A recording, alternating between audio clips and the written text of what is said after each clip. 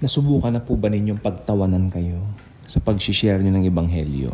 Kami ilang ulit na po kaming napagtawanan. Minsan tinataboy pa kami. Talagang sinabihan kami, alis na kayo.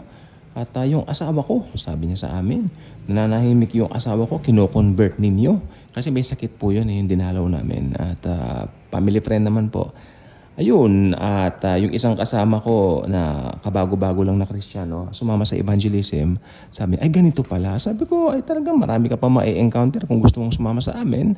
Talagang makakaranas ka ng persecution. Sinabi ko sa kanya gano'n. At syempre, nung mag-Bible study kami, pinag-aralan namin nangyari kay Noah. Si Noah ang unang pinagtawanan kasi he was being asked by the Lord to build an ark, right? And during that time, alam niyo po ba kung gaano katagal binild ang ark? 100 taon po yan. Dahil nung araw, mahaba naman po ang buhay ng mga tao.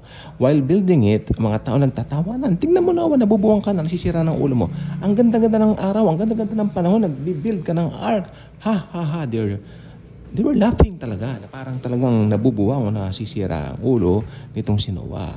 Pero si Noah kept on doing. Ayun ang maganda naman sa ating mga Kristiyano. We kept on doing kung ano yung ginagawa natin.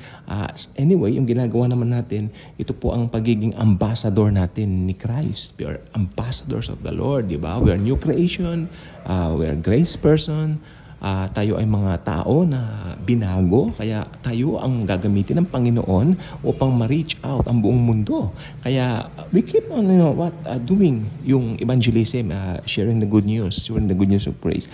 Kaya hindi tayo dapat magulumihanan, pagtawanan man tayo and all that, because that's part of the Christian living.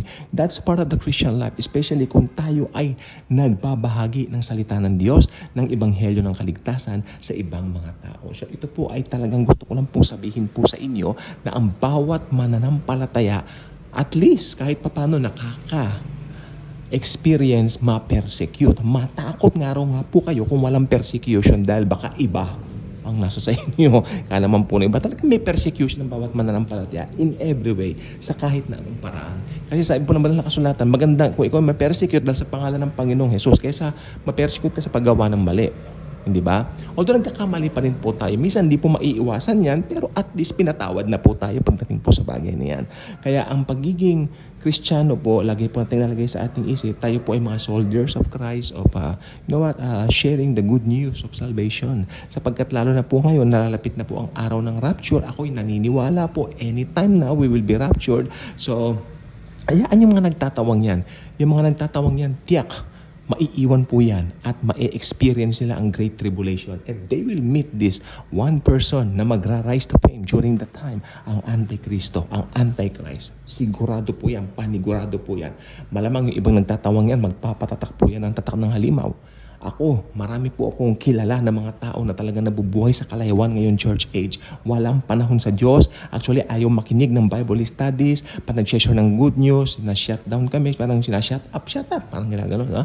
Parang pinagtatawa na. Yan naman kayo eh. Pero alam naman po natin, ang kahihinatnan ng mga tao na nag-reject ng gospel of grace ni Lord Jesus Christ. Kung namatay po sila ngayon church age, tiyak, alam natin ang kanilang pupuntahan. Impyerno po sa Hades. Then, afterwards, gihina hell. So, ayan po ang gusto ko pong sabihin po sa inyo. Yung mga nagtatawa, hayaan po natin yan. Di po ba? Hayaan po natin yan. Huwag kang mahiyang magdala ng Biblia.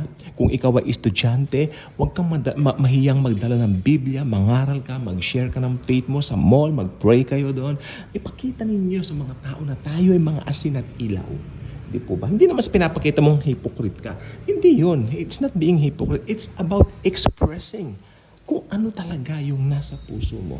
Yan ay walang iba kundi new creation. Na naging new creation tayo, hindi dahil sa mabubuting gawa natin, kundi dahil sa ginawa ng Panginoong Jesucristo sa krus ng Kalbaryo. Therefore, bawat isang believer, naniniwala ako, may kakayanan na mag-share ng good news. Kung iba nagsasabi, wala akong kakayanan, wala akong talent. Hindi po talent ang pag-share ng good news. Ang pag-share po ng good news ay kayang gawin ng bawat Kristiyano sapagkat ang banal na Espiritu ay nasa sa atin. May banal na Espiritu po tayo. Kaya I know we can do all things through Christ who strengthens us. Di po ba? Yan po ang maliwanag na nakatala sa Biblia. Tayo po ang ambassadors of the Lord Jesus Christ and we have to share the good news of salvation sa ibang mga tao na hindi pa nakakarinig nito. Bye-bye po for now.